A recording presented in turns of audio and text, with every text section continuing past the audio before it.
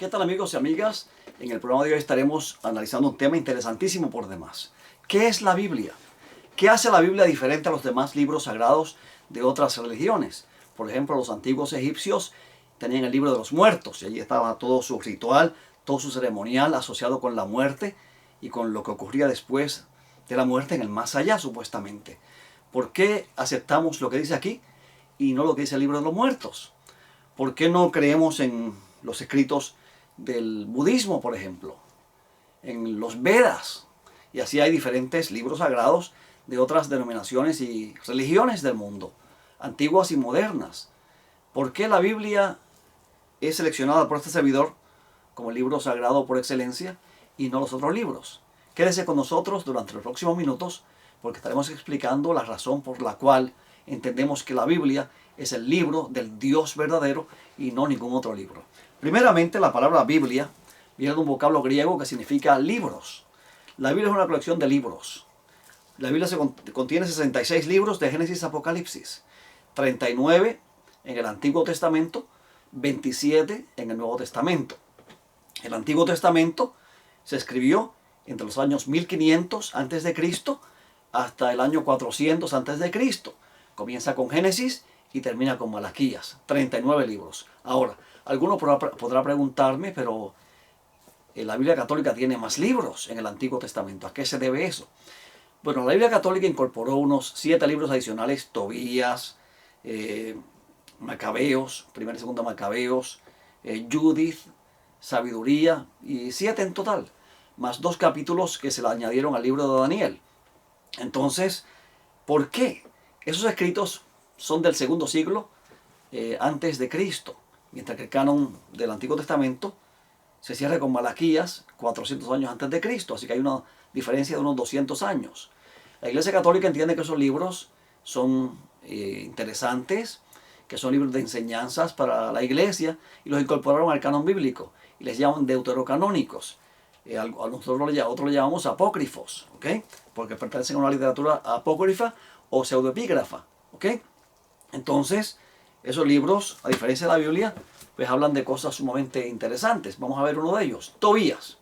Tomemos el libro de Tobías y luego les voy a explicar por qué uso la Biblia protestante y no uso la Biblia católica, sin menospreciar la otra Biblia. O sea, que no estamos diciendo que una Biblia es buena y que otra Biblia es mala. Simplemente voy a elaborar en estos momentos el hecho por el cual yo no acepto esos libros apócrifos o pseudocanónicos como inspirados por Dios. Primeramente, tomemos un libro. Para la prueba, con un ejemplo basta. El libro de Tobías. Tobías era un muchacho que tenía un padre llamado Tobit. En ese tiempo ellos estaban siendo oprimidos fuertemente por los enemigos. Y Tobit, el papá de Tobías, se levantaba de noche, de madrugada, cuando todos estaban dormidos, para enterrar los cuerpos muertos de los amigos caídos, de los conciudadanos caídos. Una noche se quedó dormido junto al muro y unas palomas echaron sus excrementos. Cuando hicieron de su cuerpo, esos excrementos cayeron en los ojos de Tobit y lo dejaron ciego. Entonces, aquí es que comienza la historia de este libro. Tobit está ciego. Se queda sin trabajo, no puede trabajar. Y va a enviar a su hijo, a un familiar, a otra ciudad, a que cobre un dinero que se le debe para con eso poder subsistir financieramente. Y le pide a Tobías que consiga un compañero. Y ahí hace su aparición Rafael, el arcángel Rafael, uno de los ciertos supuestos arcángeles que están delante de la presencia de Dios. En los otros 39 libros del Antiguo Testamento solamente hay un arcángel, Miguel. Pero en los libros apócrifos, en esta literatura, hay 7 arcángeles delante de Dios y uno de ellos es mi tocayo Rafael. Entonces, Rafael se presenta ante Tobías, van allá donde el padre de él y él aprueba a Rafael como compañero de viaje de Tobías. Se van de camino a la ciudad, me parece que es de Bactana, de Media, y se van para allá a buscar ese dinero que se le debe a él. Cuando van de camino, pues se acuestan a dormir. Entonces deciden pescar la mañana para comer. Tobías saca un pez, ese pez se lo quería comer a él, pero de todas maneras lo sacó y lo mató para ellos comer. Y Rafael le dice, mira, sácale el corazón, sácale el hígado, los riñones y guárdalos. Nos los vamos a llevar. Tobías quería saber por qué. Y Rafael pues le dice que con eso se echaban fuera demonios y se curaba también la ceguera de los ojos. Así que vaya usted mirando la situación por la que este libro va a llevarnos. Así que llegan a Bactana de Media y allá conocen a Sara, que era prima de Tobías. Sara tenía un problema sumamente serio. Había un demonio llamado Asmodeo que le había matado los 7 maridos, los 7 hombres con los cuales ella se había casado en plena luna de miel. Antes de procrear, antes de juntarse a su marido, el demonio Asmodeo venía y le mataba el marido. Le había matado 7 maridos. Así que ¿qué hombre quería casarse con Ana? Entonces Rafael convence a Tobías que se case con Ana, con Sara, mejor dicho, Sara.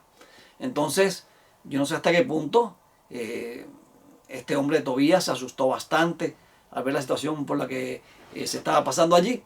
Entonces, deciden casarse. Y la cosa es que cuando se van a casar, esa noche que se van a casar, ese día que se van a casar, el arcángel Rafael le dice: toma, llévate estos órganos internos del pez. Cuando aparezca el demonio Asmodeo, los pones en brasas hirviendo, en brasas calientes, mejor dicho, en brasas ardientes. Y así pasó. Se casan Sara y Tobías, están allí en su cuarto nupcial y de momento aparece Asmodeo para matar a Tobías. Tobías, ni lento ni perezoso, tomó los órganos del pez, que imagino que estarían podridos, los pondría en las brasas ardientes, y tan pronto Asmodeo olió eso, salió por la ventana.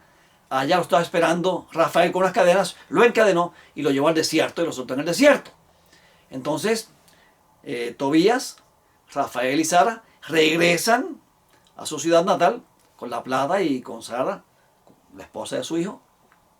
Y allá pues Tobías le pone los ojos a Tobit, lo que le quedaba de los órganos internos de ese pez, y Tobías recuperó la vista.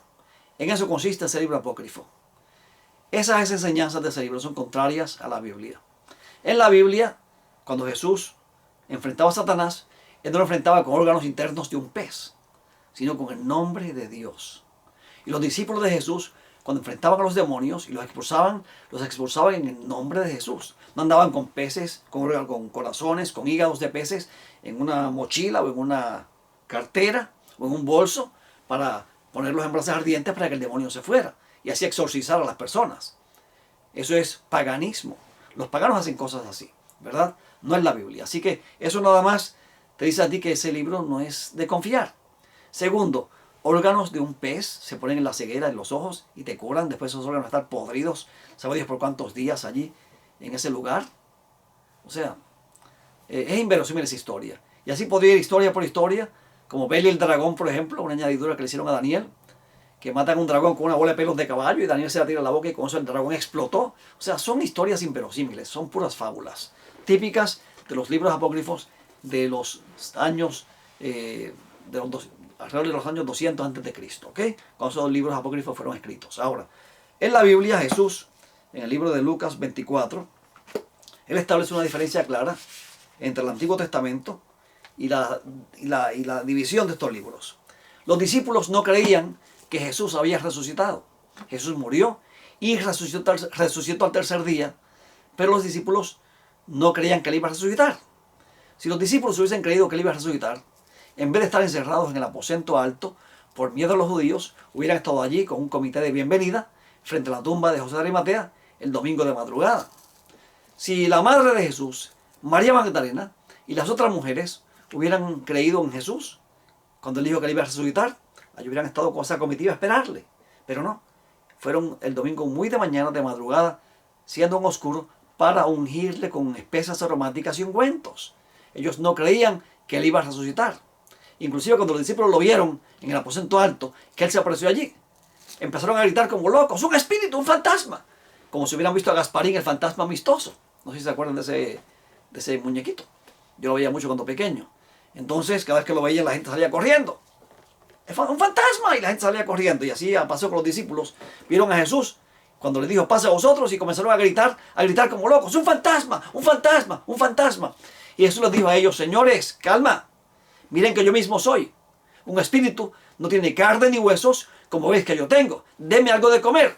Y comió parte de un pez asado delante de ellos allí. Y ellos se regocijaron viendo al Señor. Pero entonces Jesús abrió las Escrituras. En ese entonces, el Antiguo Testamento.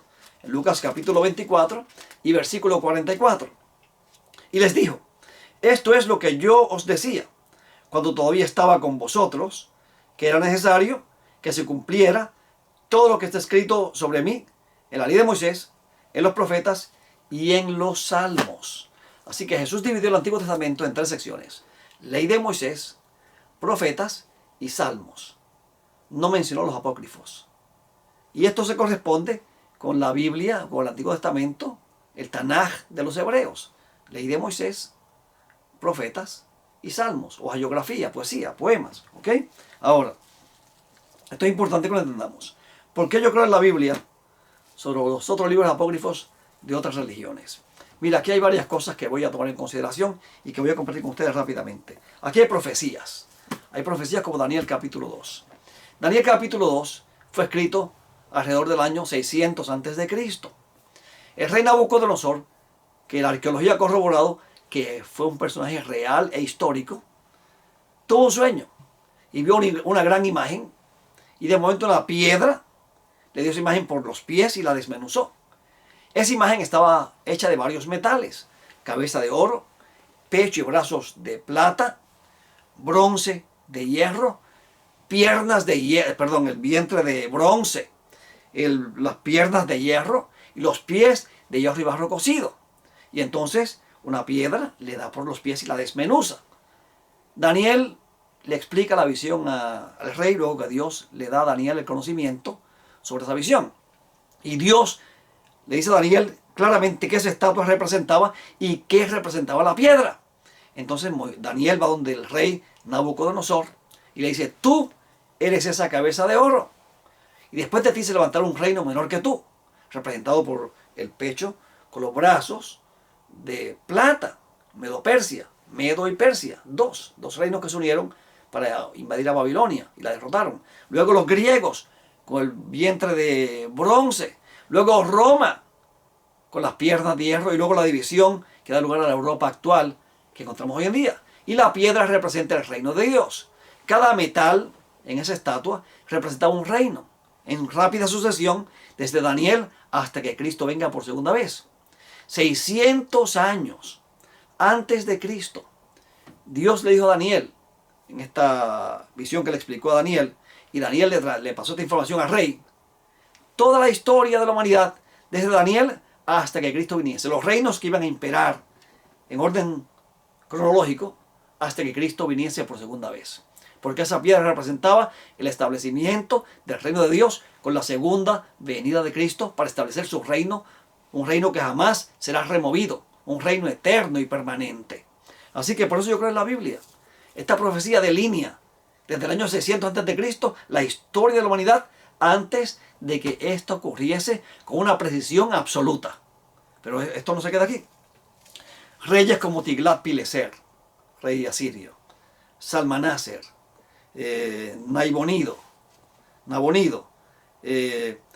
Ramsés egipcio, por ejemplo, es el faraón del Éxodo.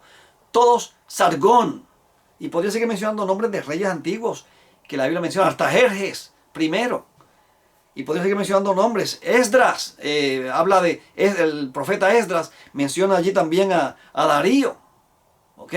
Él menciona en este caso a Artajerjes y hace mención del decreto de Darío en el libro de Primera Crónicas y Segunda Crónicas, específicamente Segunda Crónicas, ¿ok? Entonces hay nombres de reyes antiguos que la arqueología ha revelado que existieron. No son cuentos. A diferencia de los libros, de estos libros religiosos de estos paganos, sobre dioses grandes y chiquitos, grandes y menores, mayores y menores, unos alegres, otros borrachones, otros mujeriegos, otros contentos, otros tristes, otros amargados, dioses que peleaban entre unos y otros, que se caían a golpes. Entonces, ese no es el concepto bíblico. Eso no hace sentido ninguno, eso es pura mitología, pura leyenda. En la Biblia encontramos que el Dios bíblico se mueve en la historia, conoce la historia, la delinea antes de que ocurra. Mira qué interesante, interesantísimo por demás este asunto, ¿ok? Interesantísimo por demás. Aquí estoy mirando el reloj porque no quiero pasarme del tiempo. Así que entonces, No solamente la Biblia menciona personajes de la historia, sino que menciona a Jesús. Jesús es el personaje central de la historia. Hasta los ateos tienen que reconocer que la historia se mueve antes de Cristo y después de Cristo. Así de sencillo. Flavio Josefo, Plinio el Joven, Suetonio y Gallo Tácito, historiadores romanos, mencionan a Jesús de Nazaret. Jesús fue un personaje real. El personaje central de la Biblia fue un personaje real que existió, que caminó sobre este planeta, que caminó por los campos de Jerusalén, que se movió por el Oriente Medio, por esa área que la Biblia menciona, Nazaret, Jerusalén y todos los lugares donde él fue. Y hoy en día la arqueología ha revelado muchos elementos asociados con la vida de Jesús, con la existencia de Jesús, sus discípulos. Y podría seguir dando información histórica para corroborar muchas cosas de la Biblia, pero no quiero limitarme a eso nada más. Vamos a ver alguna información científica que aparece en la palabra de Dios. En el libro de Job hay un par de versículos, por lo menos 3 versículos, que quiero compartir con ustedes brevemente. Tengo chance de lo que lo consigo por aquí. Job 26:7, por ejemplo. Voy a buscarlo aquí rapidito. Estas páginas se pegan un poquito, así que tengan paciencia conmigo lo que consigo los versículos. Job capítulo 26 y versículo 7. Vamos a ver. Casi llegamos a este versículo. Y veamos cosas que dice la Biblia que a mí me asombraron cuando las leí por primera vez. Dice, Él extiende el norte sobre el vacío y cuelga la tierra sobre la nada. Job se escribió 1500 años antes de Cristo. Y dice la Biblia 1500 años antes de Cristo que Dios extendió el norte sobre el vacío y que la tierra cuelga sobre la nada. No fue hasta el año 1530, año 1530, después de Cristo. O sea, son 1500 años antes de Cristo y 1530 después de Cristo son 3030 años después que Moisés lo escribiese en el libro de Job. Copérnico lo descubre. Qué interesante. Copérnico realmente no descubrió nada. Él descubrió algo que la Biblia ya decía 3030 años antes de que lo descubriese y lo corroborase científicamente y matemáticamente. ¿Se da cuenta? Hay otro versículo más. En el libro de Job, capítulo 26 y versículo 10, dice lo siguiente.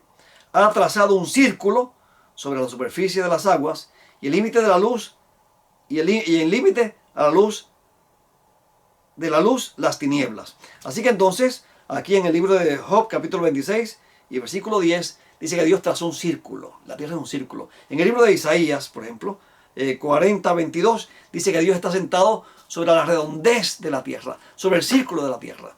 Esa palabra hebrea significa círculo o redondez y da la idea de un globo. Un globo, no un círculo plano, sino de un globo. Esa es la idea que da el texto hebreo, la palabra hebrea que se traduce por círculo, ¿ok? O por globo, o por redondez. En los tiempos de Cristóbal Colón, para el año 1492, muchos pensaban que la tierra era plana. Inclusive, cuando se escribió el libro de Job, todas estas mitologías paganas antiguas enseñaban que la tierra era plana. Pero entonces, en el libro de Job, capítulo 25, versículo 10, y en Isaías 40:22 dice que la tierra es redonda, mucho antes de que los hombres de ciencia lo descubriesen. Mira qué interesante. Hay otro versículo más, interesantísimo por demás, de buscarlo por aquí rapidito, pues este versículo es clave. Job capítulo 28, me parece que es el 25 exactamente. Cuando él dio peso al viento y determinó las aguas por medida. Dice en Job capítulo 28 y versículo 26, que el viento, perdón, versículo 25, que el viento tiene peso. 1500 años antes de Cristo, en el libro de Job dice que el viento tiene peso. No fue hasta el año 1643 después de Cristo que Torricelli descubre que el viento tiene peso y ocupa espacio. Ese descubrimiento científico se lo atribuyen a Torricelli en el año 1643 después de Cristo, cuando 3143 años antes, en el libro de Job, Moisés ya lo había escrito, que el viento tiene peso. Hay otro versículo más que a mí me impresiona bastante también. Eclesiastés, capítulo 1 y versículo 7. Todos los ríos van hacia el mar, y el mar no se llena. Al lugar de donde los ríos fluyen, allí vuelven a fluir, o sea, a correr de nuevo. Al lugar donde los ríos nacieron, allí vuelven de nuevo para volver a correr otra vez. Esto se conoce como el ciclo hidrológico. Y hay toda una ciencia con relación al ciclo hidrológico. Las nubes recogen agua, las llevan allá a las montañas, allá llueve, el agua corre para el mar, se evapora, sube y corre para allá otra vez y vuelve y baja otra vez. Ciclo hidrológico. Todos los ríos van al mar y el mar nunca se llena. Al lugar de donde los ríos nacieron, allí vuelven estas aguas para correr de nuevo, dice la Biblia. Ciclo hidrológico. Y hay varios, hay más. Deje buscar otro versículo más aquí, en el libro de Génesis, capítulo, vamos a ver por aquí, Deuteronomio. Es que hay varios versículos y son tantos versículos que quiero compartir con ustedes. Por ejemplo, que el tiempo no me daría. Déjeme ir así por encima a mencionarlos nada más, porque son muchos y el tiempo es muy escaso, muy corto para dar todos estos versículos. En la Biblia, Dios ordenó a Moisés que los niños varones debían circuncidarse al 8º día de nacidos. ¿Por qué? ¿Por qué los niños varones no podían circuncidarse cuando naciesen? Y así no había que esperar para 8 días para cortarlos y someterlos a esa agonía, a ese dolor nuevamente. Y era una pregunta que yo me hacía por mucho tiempo. Y yo le preguntaba a la gente, ¿por qué? ¿Por qué Dios dijo que al 8º día? ¿Por qué Dios no hizo eso el mismo día que nacieron? Y nadie podía explicarme. Hasta que hace muchos años, un doctor amigo mío, el doctor Moisés Cancel, me llamó. Entonces él me enseñó varias publicaciones. Entre ellas él tenía el libro Holt Pediatrics, Pediatría de Holt. Y porque yo le hice esta pregunta a él. Entonces él me dice, mira Rafael, todo tiene una explicación científica. La Biblia no es un libro de cuentos ni de mitos. Cuando Dios dice algo, verifícalo, que eso es correcto, eso es así. Y en el libro Holt Pediatrics dice que en la vida de un niño varón, de un hombre, la vida del hombre, de un niño varón, hay 2 elementos que están presentes en su punto más alto al 8º día de nacidos. La protombina y la vitamina K. 2 elementos que ayudan en la coagulación de la sangre. La protombina y la vitamina K son los elementos en la sangre que ayudan a la coagulación. Y en toda la vida de un varón, según el libro de Holt Pediatrics, publicado en el año 1953, el día en la vida de un hombre en que la protombina y la vitamina K están en su nivel más alto es al 8º día de nacidos. O sea, Dios es un Dios sabio, inteligentísimo por demás. ¿Por qué Dios dijo que al 8º día? Porque era el día menos propicio para una hemorragia. En ese entonces no había hospitales. Esta gente vivía en el desierto como nómadas, caminando por el desierto. Y entonces allí no había hospitales como los que tenemos hoy en día, con todos estos aditamentos y estos medicamentos que hoy en día tenemos para parar hemorragias. En ese entonces no había nada de eso. Así que entonces quizás le echaban cenizo, le echaban otra cosa.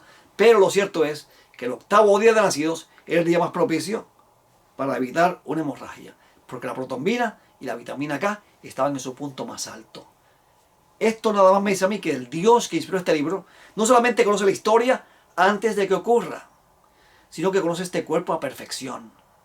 No solamente conoce cómo este planeta funciona, el ciclo hidrológico, la Tierra redonda, la Tierra suspendida en el espacio, y hay muchas cosas más que podría decir, pero por la limitación del tiempo no podemos hacerlo en este programa. Quizás en otro programa abundemos un poquito más. Y esto me dice a mí que el Dios que inspiró este libro es un Dios que sabe de lo que está hablando. Conoce muy bien este cuerpo. Es más, dice en Génesis 2:7 que fuimos hechos del polvo de la tierra. Y saben ustedes una cosa, que los mismos elementos que constituyen, minerales que constituyen el polvo de la tierra, son prácticamente los mismos que se encuentran en nuestro cuerpo. Impresionante por demás. Somos polvo y al polvo volvemos y nos volvemos polvo. Y ese polvo resultante de un cadáver se ha llevado al laboratorio y la composición mineral es la misma que la de la tierra. Ni más ni menos. Impresionante por demás. Impresionante. El Dios que inspiró este libro sabe de lo que está hablando. Esto es impactante. Ahora, ya que hemos dicho todo eso, como un preámbulo al tema de hoy, quiero llevarlos a un versículo que a mí me impacta muchísimo, que me llama mucho la atención. Si toda la Biblia se te perdiera, hay un solo versículo en la Biblia que te resume toda la Biblia, toda la historia de la Biblia, se resume en un solo versículo, Génesis capítulo 3 y versículo 15. Vamos a leerlo. Génesis capítulo 3 y versículo 15.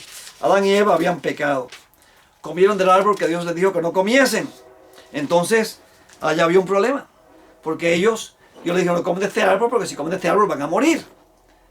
Y Eva pues se dejó seducir por la serpiente y Adán se dejó engañar por Eva. Una reacción en cadena. Y entonces, cuando ellos comen de ese árbol, inmediatamente el halo de luz, el vestido de gloria que ellos tenían, que les cubría sus cuerpos, desapareció. Y se vieron desnudos y salieron corriendo y se escondieron allá entre los arbustos, para que Dios no los viera. Se escondieron de Dios. Eso es lo que hace el pecado, nos separa de Dios, hace que huyamos de Dios. El pecado no nos acerca a Dios, nos aleja de Dios. Así que entonces se escondieron de la presencia de Dios. Y Dios le dijo a Adán y a Eva, ¿quién os dijo que estabais desnudos? ¿Acaso comisteis del árbol que le dije a ustedes que no comieran de él? Y Adán, ni lento ni perezoso, le echó la culpa a Eva. La mujer que me diste por compañera me engañó y yo comí. En otras palabras, Eva es culpable y tú eres culpable porque tú me diste a esa mujer a mí. Mire qué respuesta de Adán. ¿Ok? Ese Dios va a la serpiente a Eva y Eva entonces le echa la culpa a la serpiente. Y Dios va entonces donde la serpiente. Y en Génesis 3:15 le dice lo siguiente a la serpiente. Mire qué interesante. Y pondré enemistad entre tú y la mujer. Está hablando Dios con la serpiente, que no es otro que el diablo y Satanás. Y entre tu simiente y su simiente. Él te herirá en la cabeza y tú lo herirás en el calcañar. El calcañar es el hueso calcáneo, que es el talón, el hueso del talón. Así que Dios le dice a la serpiente, tú tienes una simiente. Tú vas a desarrollar una simiente. Y esta simiente será enemiga de la simiente de la mujer, de aquellos que me sigan a mí, denominados simiente de la mujer. Y tu simiente va a estar atacando constantemente la simiente mía, la simiente de la mujer. Va a estar en pugna continua a través de la historia. Tú herirás a la simiente mía, a la simiente de la mujer, en el calcañar. Le vas a hacer cierto daño. Las serpientes atacan a los pies.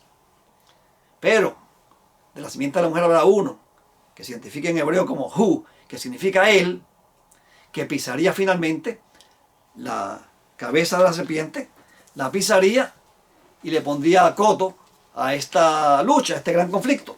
Así que en la Biblia hay varias cosas que quiero compartir con ustedes sobre este tema. Génesis capítulo 3 versículo 15 resume toda la Biblia. La resume toda. Porque toda la Biblia se resume en ese principio de dos simientes en pugnas. Por ejemplo, yo siempre me preguntaba cuando pequeño, una pregunta que siempre me hacía y que me molestaba mucho y nadie podía darme una respuesta, nadie, ningún pastor ni ninguna persona. Y tuve que esperar a ir a la universidad para estudiar este tema y dedicarme a estudiar este tema para contestar esa pregunta después de adulto. Porque nunca pude contestarla cuando niño ni cuando joven. Así que entonces yo le pregunté a los pastores por qué se menciona solamente a Caín, a Abel y a Set, cuando en Génesis capítulo 5 dice que Adán y Eva tuvieron hijos e hijas. O sea que tuvieron cientos de hijos e hijas. ¿Y por qué solamente se mencionan 3 nada más? Y las respuestas que me daban no me satisfacían. Así que entonces decidí estudiar teología. Y esta era una pregunta que me guiaba en mis estudios. Yo quería saber por qué. ¿Por qué? Y hice mi tesis de maestría en la Universidad Adventista de Andrews sobre el tema de las dos simientes. Y descubrí una cosa lo más interesante. ¿Por qué solamente se mencionan a Caín, a Abel y a Set? Caín y Abel representan las dos simientes. Caín representa la simiente de la serpiente. Abel, la simiente de la mujer. Y entonces Caín mató a Abel. Así ocurre siempre esto. Dios desde un principio estableció la forma en que el hombre debería acercarse a él, con un sacrificio. Dios no dejó a Adán y Eva desnudos cuando ellos pecaron, sino que dice la Biblia que les vistió con túnicas de pieles. Lo que implica clara y llanamente que Dios sacrificó un animal por Adán y un animal por Eva, posiblemente un cordero. Y con ellos les hizo túnicas y los tapó su desnudez. Ese vestido, ese manto, representa el manto de de la justicia de Cristo, que cubre nuestros pecados, que es la provisión de Dios para nuestros pecados. ¿Ok? Y de eso hablaremos más adelante. Así que entonces, Dios le dice a Caín y Abel que vengan a presentarse delante de él, ellos como siempre lo hacían. Y Abel llevó lo mejor de su ganado, pero Caín posiblemente dijo, yo soy agricultor, yo no tengo ovejas, así que yo voy a darle a Dios lo mejor de mis productos. Lo cierto es que Dios había establecido que sin derramamiento de sangre no hay remisión de pecados. Y por eso sacrificó un animal por Eva y uno por Adán. Y se suponía que ambos jovencitos llevasen un sacrificio cruento delante de Dios, representando el sacrificio futuro de Cristo cuando muriese en la cruz. Mientras tanto ellos se amparaban en ese animalito que era sacrificado, tipificando, señalando a Jesús. Así que entonces, cuando Dios rechazó la ofrenda de Caín, porque eso no fue lo que Dios pidió, a Dios tú no le das lo que tú quieres darle, ni lo que tú creas mejor, sino que a Dios hay que darle lo que Él pide. Y Caín falló malamente en eso. Por eso el apóstol dice que las obras de Caín eran malas. Así que entonces Dios rechazó a Caín y Caín se enojó malamente contra su hermano Abel y lo mató con una piedra. Le dio por la cabeza y lo mató. Así que entonces la simiente de la serpiente mató la simiente de la mujer. La acabó. Y Dios entonces levanta a Set. La palabra Set, el nombre Set significa sustituto. Set tomó el lugar de Adán como simiente de la mujer. Y yo empecé entonces a hilar versículos unos con otros y a darme cuenta que Génesis 3.15 marca un proceso que corre por toda la Biblia. La simiente de la mujer versus la simiente de la serpiente impugna a través de toda la Biblia, desde Génesis hasta el Apocalipsis. Así que esta simiente de Dios y esta simiente de la serpiente comienzan su batalla con Caín y Abel. Y se extiende a todo lo largo de la historia hasta llegar al libro de Apocalipsis, al momento de la segunda venida de Cristo, cuando habrá dos grupos en la tierra, la simiente de la mujer y la simiente de la serpiente. Ahora, según la Biblia, aquí en estos versículos, Caín se fue a la tierra de Nod. Y allí en la tierra de Nod, Caín conoció a su mujer y tuvo un hijo llamado Enoc. Y ahí se estableció la primera ciudad que tuvo por nombre Enoc, como el nombre de su hijo. Pero de la descendencia de Caín salió Lamec. Y Lamec tomó para sí dos mujeres, el primer polígamo. Luego entonces estaba Jubal, que fue el padre de todos los que tocan la lira y la flauta. Y también Tubal Caín, que fue el forjador de todo utensilio de bronce, de hierro. Y muchos ven aquí, en Tubal Caín, el forjador de armas de guerra. Así que de la descendencia de la serpiente surge la poligamia y surge también la guerra. ¿Ok? Pero entonces, de Set se hizo algo diferente. En Génesis capítulo 4 y versículo 25 dice: y conoció a Adán otra vez a su mujer, y ella dio a luz un hijo, y le puso por nombre Set, porque dijo ella: Dios me ha dado otro hijo en lugar de Abel, pues Caín lo mató. Lo que les dije, Set significa sustituto, sustitución. Dios me dio otro hijo en lugar de Abel, a quien mató Caín. Y mire el versículo 26. En oposición a la simiente de la serpiente, en oposición a la descendencia de Caín. Veamos a ver qué hace la descendencia de Set. A Set le nació también un hijo y le puso por nombre Enos. Por ese tiempo comenzaron los hombres a invocar el nombre del Señor. Así que los hombres comenzaron a llamarse. En el texto hebreo dice a llamarse. Y llamar significa también invocar, que ambas traducciones son correctas. La descendencia de Set comenzó a invocar o a llamarse o a identificarse con Adonai, con el Señor, mientras que la descendencia de Caín se fue a hacer lo malo. Se identificaron con el pecado, con su padre el diablo y no con Dios. Así que entonces, esto sigue así, hasta que llegamos en el capítulo 6 a los días de Noé. Y esa es la Biblia, en el capítulo 6 y versículo 1. Pero esto va mucho más allá todavía, vamos a llegar entonces hasta aquí, hasta el capítulo 6. Y en el capítulo 6, entonces se nos dice que aquí estaba Noé, con sus tres hijos, Sem, Cam y Jafet, con sus mujeres. Noé, su esposa, y sus tres hijos y sus tres mujeres. Pero en ese entonces dice Génesis capítulo 6 y versículo 1, y aconteció que cuando los hombres comenzaron a multiplicarse sobre la faz de la tierra, y les nacieron hijas, los hijos de Dios vieron que las hijas de los hombres eran hermosas y tomaron para sí mujeres de entre todas las que les gustaban.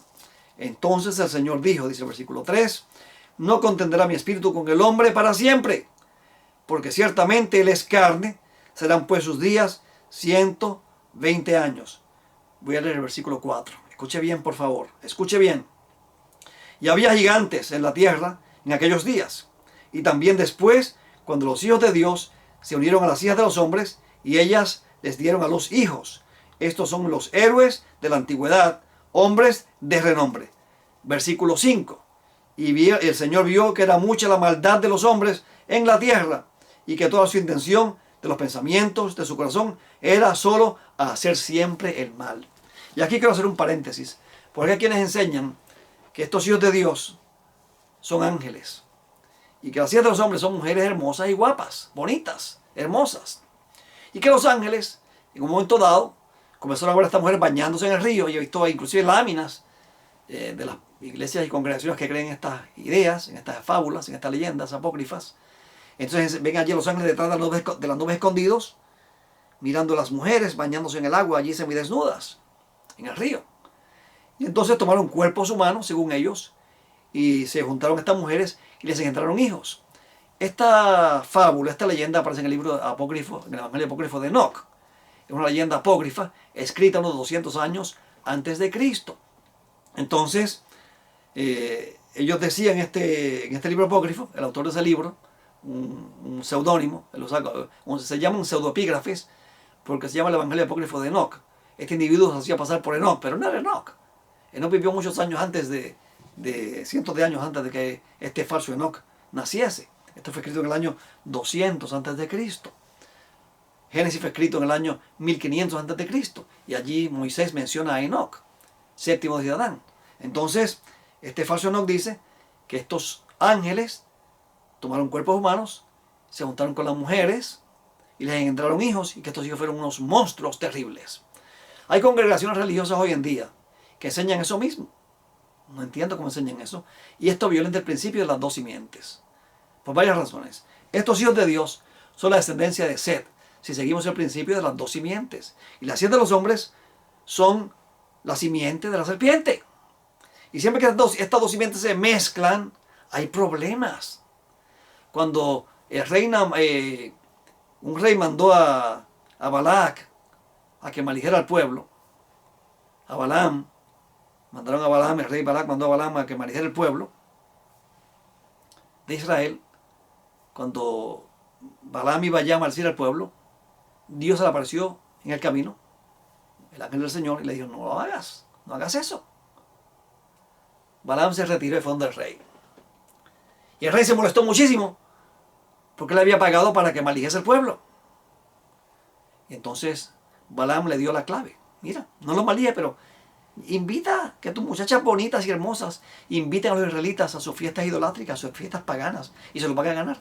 Y exactamente, Israel se corrompió tras los ídolos al frecuentar esas fiestas humanas y paganas invitados por estas mujeres hermosas de estos enemigos del pueblo de Dios, de la simiente de la serpiente. Cada vez que la simiente de la mujer se mezcla con la simiente de la serpiente, algo malo pasa. Por eso Dios dice, no os untéis en yugo desigual con los infieles. Esto no falla. La palabra de Dios no falla. Entonces, en el capítulo 6, dice que Noé halló gracia delante de los ojos de Dios. Dios le dice a Noé, construye un arca. Y Noé construye el arca. Y solamente en ese arca se salvaron Noé, sus hijos, las esposas de sus hijos y la esposa de Noé. 8 personas en total. No los animales que Dios trajo al arca para que entraran para conservar las especies animales que había en ese entonces. Así que entonces el resto de la humanidad no aceptó. Si ellos se hubieran arrepentido, el diluvio nunca hubiese llegado. Dios dijo a través de Jonás, voy a destruir a Nínive. En 120 días Nínive va a ser destruida. Entonces Nínive se arrepintió y Dios no lo destruyó. Si los antediluvianos hubiesen escuchado a Noé y se hubiesen arrepentido, Dios no hubiese destruido la tierra. ¿Se dan cuenta? Porque cada vez que estas mezclas ocurren entre la simiente de Dios y la simiente de la serpiente, hay problemas. La simiente de Dios se corrompe, cae en el pecado. Así que se acaba el diluvio, pasa el diluvio, salen Noé y sus hijos del diluvio, y aquí pasa algo más interesante. Veamos ahora qué ocurre después que Noé sale del arca. Él hizo un pacto con Dios, o Dios hizo un pacto con él. El pacto del arco iris, donde Dios prometió a Noé que jamás destruir la tierra con un diluvio. Entonces aquí en el capítulo 10 aparecen las generaciones o las genealogías de Sem, Cam y Jafet. Y esto es importante que lo entendamos. Estas genealogías de Sem, Cam y Jafet. Es importante que lo entendamos. En el capítulo 10, y antes de comenzar a leer, voy a decirles algo. En la iglesia cuando yo me criaba, en la iglesia adventista que yo asistía cuando niño, en la ciudad de Vega Baja, en Puerto Rico. Allá en Puerto Rico se celebraban las sociedades de jóvenes los viernes en la noche. Y se leía el año bíblico. Y nos asignaban varios capítulos para leer. Y se suponía que en un año completo leyéramos toda la Biblia. Y al final nos entregaban un certificado diciendo que habíamos leído el año bíblico en un año. Pero los viernes en la noche hacían preguntas sobre esos capítulos que leíamos y regalaban esferos, lápices, bolígrafos, libros, Biblias a los que contestaran las preguntas. Así que entonces a mí me molestaba muchísimo leer las genealogías. Y fulano engendra a fulano, y fulano engendra a fulano, y fulano engendra a fulano. Y yo decía, pero ¿por qué eso? ¿Por qué tanta genealogía? Y yo las saltaba. No me gustaba leerlas porque no les veía sentido. Hasta que hice mi tesis de maestría y me di cuenta que estas genealogías rastrean la simiente del Dios y la simiente de la serpiente. Dios lleva un conteo en la historia y Dios rastrea ambas simientes a través de la historia. La genealogía de Cam, de Jafet y de Sem aparecen aquí en el libro de Génesis capítulo 10. En el versículo 2 dice, los hijos de Jafet fueron Gomer, Magog, y menciona a Mesec, a Tarsis, y estos enemigos, estos hijos de Cam, Misrayim, Fud, Canaán, Seb y Dedán, y Nimrod, fueron naciones enemigas del pueblo de Dios. Es más, muchos de estos nombres que aparecen aquí aparecen en la profecía de Gog y Magog en Ezequiel 38. ¿Ok? Así que Cam y Jafet dieron lugar a la simiente de la serpiente. Y es interesante que la descendencia de Cus, en este caso de Cam, que tuvo hijo, de su descendencia salió Cus, y de Cus salió Nimrod. Nimrod fundó la primera ciudad que se levantó contra Dios, que fue Babel. Babel hoy en día, según el capítulo 11 de Génesis, es la ciudad de donde Dios dispersó a la raza humana por el mundo entero, a la gente que descendencia de Noé. Dios los repartió por el mundo entero a partir de aquí. Porque ellos querían hacer un nombre, querían hacerse famosos, hicieron una torre y querían quedarse ahí. Dios les dijo a ellos, llenen la tierra, pueblen la tierra. No, ellos se querían quedar allí. Así que Dios entonces les confunde sus lenguas y ellos se van de allí y poblan toda la tierra. Pero entonces, de la descendencia de Cam y de Jafet, nacen los enemigos del pueblo de Dios, que se mencionan en todo el Antiguo Testamento, los filisteos, los cananeos, Magog, Egipto, todos aparecen allí. Pero aparece entonces la descendencia de Set, de Sem en este caso, del otro hijo de Adán, de Adán, de Noé, mejor dicho. Entonces en Génesis capítulo 12 y versículo 10 dice, estas son las generaciones de Sem. Entonces ahí empieza a mencionar nombres y nombres y nombres y nombres, hasta el versículo 26 que menciona a Abraham. Entonces en el capítulo 12 aparece la descendencia de Abraham, la promesa que Dios le hace a Abraham. Dice aquí, el Señor dijo a Abraham, Génesis 12:1, y el Señor dijo a Abraham, vete de tu tierra, de entre tus parientes y de la casa de tu padre, a la tierra que yo te mostraré. Y haré de ti una nación grande, y te bendeciré, y engrandeceré tu nombre, y serás bendición. Bendeciré a los que te bendigan, y al que te maldiga maldeciré, y a ti serán benditas todas las familias de la tierra. Así que entonces, mira qué interesante. Según estos versículos, Dios escogió a Abraham como su pueblo, su descendencia como su pueblo. Y le dijo a Abraham, tu descendencia será numerosa y será una bendición sobre toda la tierra. Bendeciré a los que te bendigan y maldeciré a los que te maldigan. Así que en Génesis capítulo 10 aparece la genealogía de los 3 hijos de Noé.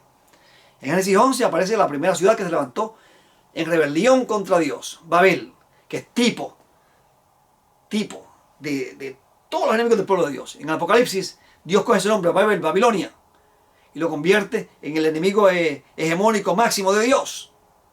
Y entonces Abraham, de sus lomos, salieron los judíos, los israelitas, las 12 tribus de Israel. Así que aquí tenemos dos grandes componentes del conflicto, las dos simientes en pugna. Y todo el Antiguo Testamento, a partir de Génesis 12, es una lucha entre la simiente de Dios y la simiente de la serpiente, entre Israel y las naciones, hasta que llegue a Cristo. Ahora, yo les dije a ustedes que en Génesis 3:15 dice: y pondré enemistad entre ti y la mujer, y entre tu simiente y la simiente suya. Esta te herirá en la cabeza, y tú le herirás en el talón, en el calcañar. ¿Quién es este que heriría la serpiente en la cabeza y la aniquilaría finalmente? En el libro de Gálatas, capítulo 3 y versículo 15, dice lo siguiente, y vamos a ir redondeando ya, porque el tiempo prácticamente se nos está acabando. En ese capítulo 3 y versículo 15 dice lo siguiente: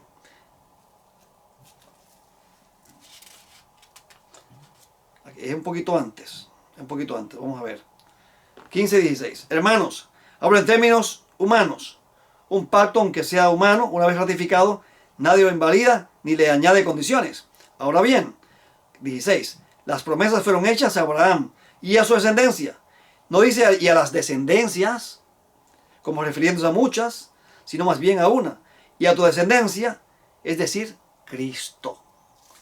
Génesis 3:15 anuncia la llegada de Cristo como el cumplimiento de la profecía de la simiente de la mujer.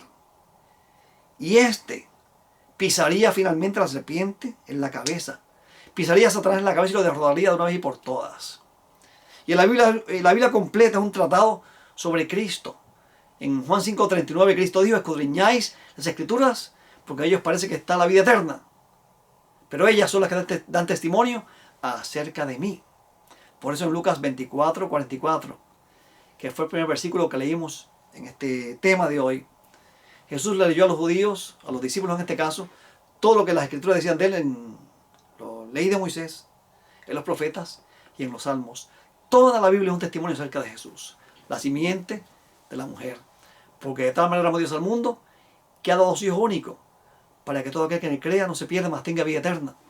Porque no hay otro nombre dado a los hombres en quien podamos ser salvos, y ese nombre es Jesús. Conocí una persona en el año 1976, julio.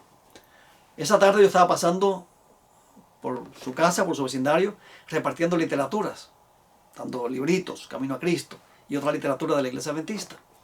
Y entonces veo en esta casa sin ventanas, con la hierba, la maleza muy alta, sin puertas, sin ventanas, toda la casa hecha una miseria, sin puertas y nada, vacía la casa completamente, sin muebles. Y veo a este hombre tirado allí, en el balcón de la casa, tirado allí, dormido. Así que yo voy a entrar porque me dio curiosidad quién era ese hombre. Dije, ¿qué le pasará a ese hombre? Y cuando voy a entrar, un vecino me dice: mire, no entra allá. Ese hombre lo puede matar, ese hombre es peligroso. Ese hombre ha estado preso muchas veces. Ese hombre nos amenaza a todos con machete. No se acerque allá. Pero yo no le hice caso al vecino y entré. Y le hice así en el hombro. Y el hombre así todo me miró, todo barbudo, todo sucio. Su piel teñida en tierra, en fango, en sucio, en todo. Parecía que hacía meses que no se bañaba ese hombre. Y un olor terrible que salía de su cuerpo. Y a licor también. Y él se sorprendió que yo estuviese hablando con él. Y entonces se sentó en el piso. Y comenzó a contarme su historia. De que el esposo lo había dejado. Que él era un alcohólico. Que había estado preso unas 3 o 4 veces. Que había herido mucha gente con el machete. Y que había estado preso por eso. Y que era un criminal. Y que nadie lo quería en el vecindario. Y que él vendió las ventanas, las puertas, los gabinetes de cocina, el inodoro. Todo lo que había en la casa lo vendió para comprar licor para tomar. Y la casa estaba sin nada. Y el hombre estaba abandonado y solo. Yo le presenté a Cristo a Julio. Y Julio aceptó a Cristo como salvador personal. ¡Qué transformación! Julio arregló su casa. Julio limpió su terreno. Julio mobló su casa. Julio era un hombre diferente. Comenzó a hacer obra misionera conmigo. Salimos juntos a hacer obra misionera. Y en el vecindario todo el mundo estaba asombrado de ver a Julio con una Biblia en la mano, yendo a la iglesia limpiecito. Nadie lo podía creer. Decían que eso es un milagro. Y Julio finalmente fue nombrado tesorero de la iglesia. Y hace unos años murió Julio. Y se volvió a casar. Y tuvo un matrimonio muy feliz, fue un hombre muy feliz en Cristo. Porque Cristo, la simiente de la mujer, hace milagros, hace maravillas, transforma vidas. Ese es el Cristo que este libro presenta. Y yo te invito en el nombre de Dios a que hagas de Cristo tu salvador personal. Que leas este libro para que conozcas mejor a Jesús. Que seas parte de la simiente de la mujer. Que permanezcas ahí hasta que Cristo venga por segunda vez. Que Dios te bendiga y te guarde.